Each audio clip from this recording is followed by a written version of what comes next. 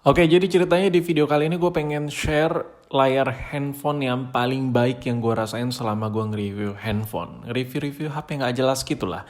Tapi flashbacknya itu nggak yang dari awal gue nge-YouTube terus gue nge-review HP ya, nggak. Itu kejauhan, terlalu banyak HP-HP yang udah gue bahas.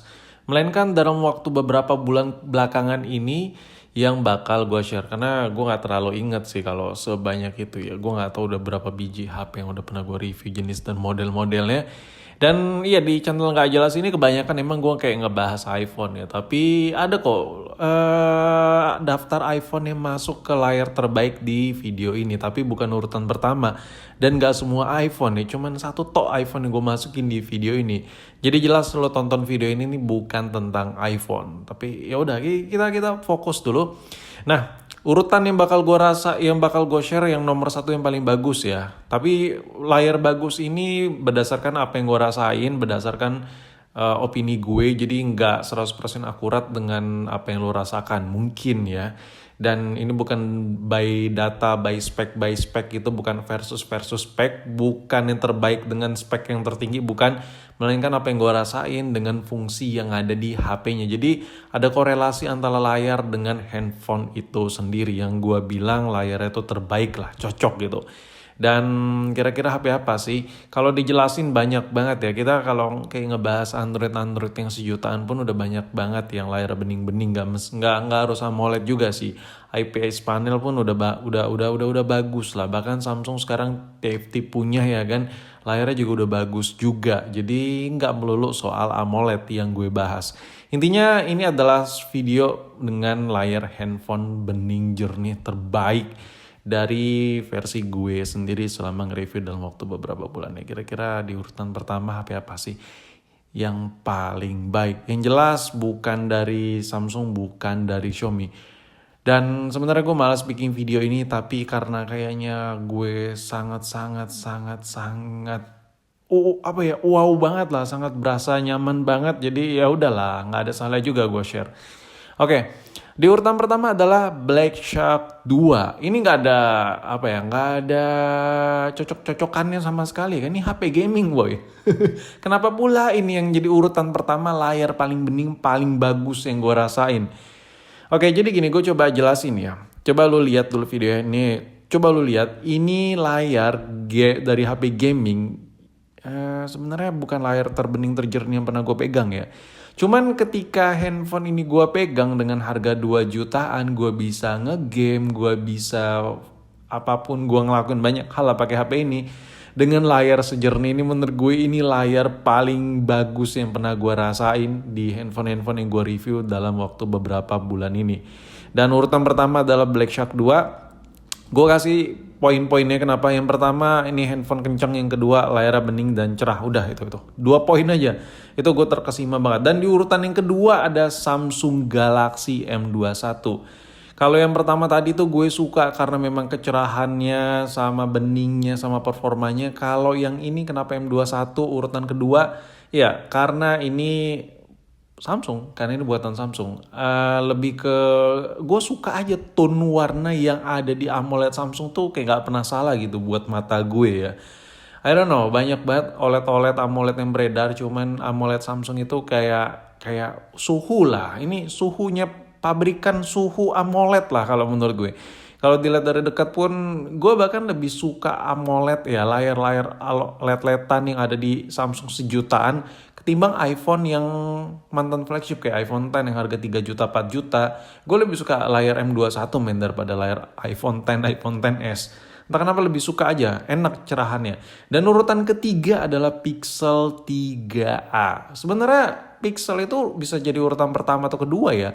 Cuman yang gue kasih lihat ini adalah ini Pixel yang non flagshipan punya ya kan. Pixel 3a boy. Layar ini udah pakai layar AMOLED dan kenapa di urutan ketiga? Dia sebenarnya kalau ditanya kejernihannya dan kecerahannya itu sebenarnya B aja, nggak terlalu gimana gitu. Cuman layarnya ini cukup enough sesuai dengan harganya.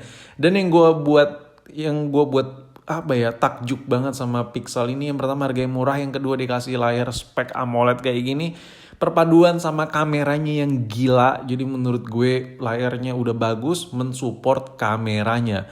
Jadi sebagus-bagusnya kamera handphone ya, kalau layar tuh botak atau terlalu pucat, ya lu foto tuh kayak nggak bener aja nih. Kok foto gua warnanya gini sih? Kok gini sih? Nah, si Pixel ini nih kalau buat foto tuh udah, oh ya you know lah. Kalau lu punya Android jelek kameranya, lu download Gcam kan. Nah ini udah suhunya software kamera ya kan.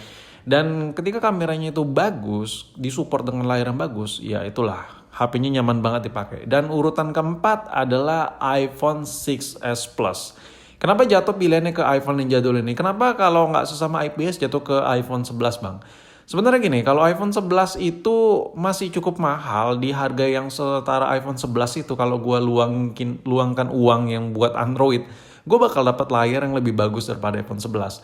Tapi kalau untuk iPhone 6s Plus ini dengan budget sejutaan, ini layar yang bagus banget dengan dimensi yang gede. Ada banyak pertimbangan kenapa urutan keempat si iPhone 6s Plus ini. Yang pertama ukurannya gede, yang kedua ini ekosistem Apple. Jadi kalau lo pengen nyobain berasa Apple-Applean, ya 6s Plus nggak ada salahnya juga meskipun udah nggak dapat updatean iOS terbaru. Tapi lo dikasih layar yang gede dan sumpah, kalau lo masih dapat iPhone 6s Plus dengan layar yang ori bawaan Apple, ya lu bisa lihat seenak ini brightness yang nyaman parah. Di urutan kelima adalah Oppo F11 Pro.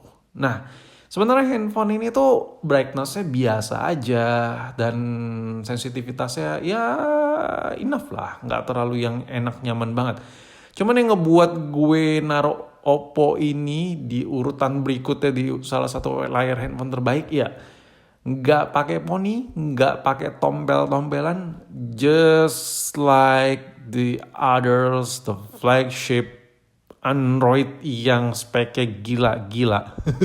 Jadi kalau mau buat kamera selfie, kamera nongol dulu ya kan. Dan ini harga cuma sejutaan dikasih layar full view gitu. Dan gue terkagum-kagum sih sama nih handphone ya. Gila sih. Di urutan kelima, Oppo F11 Pro. Kalau lu yang pengen butuh handphone yang kalau nonton tuh gak keganggu, ya lu mending pilih ini deh. Di urutan yang keenam, yang terakhir, Samsung A8. Kenapa Samsung A8 bang? Ya, ini ada korelasinya sama handphone ini sendiri ketika dipegang ya. Kalau lu cuman bicarain spek by spek aja, ini bukan layar terbaik, bukan layar yang gimana-gimana, biasa aja sebenarnya layarnya. Cuman dengan harga yang ada sekarang ya, untuk Samsung A8 lo bisa dapetin di harga kayak sejutaan gitu. Lo udah dikasih dengan desain handphone yang mewah, dan desain HP mewah itu kalau udah disupport dengan layar yang bening, apalagi AMOLED punya dari Samsung pula ya, lo bakal klop lah, bakal nyaman. Dan itu yang gue rasain ketika gue pegang A8. Jadi gue kayak berasa pakai HP belasan juta lah. Gue beli HP sejutaan Samsung A8 ini, tapi kayak berasa megang Android berjuta-juta Android flagship dengan layar AMOLED-nya. Jadi inilah kenapa gue nobatin iPhone lagi. Si Samsung A8 ini ke urutan ke-6 alias urutan terakhir dengan layar terbaik. Dan di background putihnya pun nyaman parah. Ini yang gue suka dari Samsung ya. Mulai dari produk-produk yang lama sampai yang sekarang yang non-flagship itu yang layar udah AMOLED itu brightness-nya tuh enak gitu di mata ya kan.